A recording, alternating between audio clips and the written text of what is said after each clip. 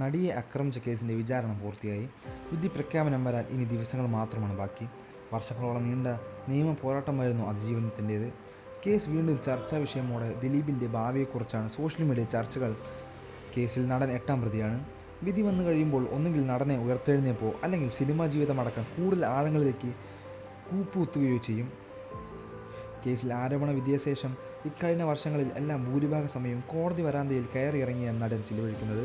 Cinema പോലും മറന്നുപോകുന്ന ഘട്ടങ്ങളിലായി ദിലീപ് തന്നെ പലപ്പോഴായി പറഞ്ഞിട്ടുണ്ട്.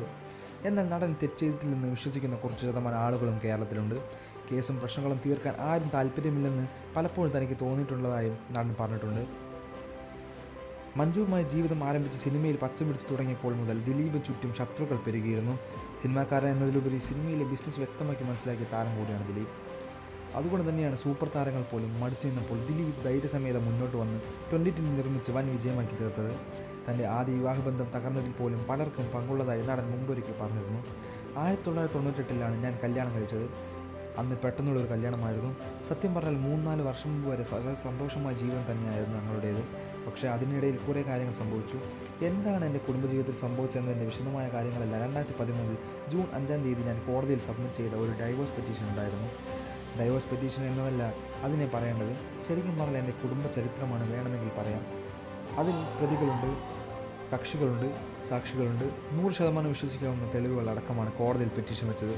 അതിൽ നമ്മുടെ ഭാഷയിൽ പറഞ്ഞാൽ എല്ലാവരും ഉപയോഗിക്കുന്ന ഒരു വാക്കാണ് പ്രമുഖർ ഒരുപാട് പേരുണ്ട്. ആ പ്രമുഖർക്ക് ഇമേജ് എന്ന് പറയുന്ന വലിയൊരു വിഷയമുണ്ട്.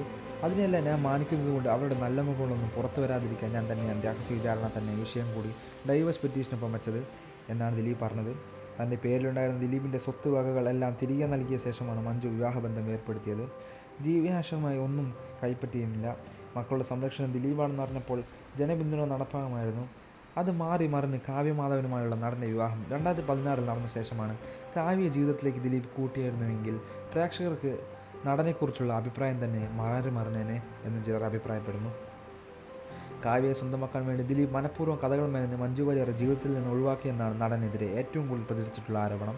എന്നാൽ വിവാഹ ജീവിതത്തിൽ സംഭവിച്ചത് എന്താണെന്ന് ഇരുവരെയും മഞ്ജു എവിടെയും തുറന്ന് സംസാരിച്ചിട്ടില്ല.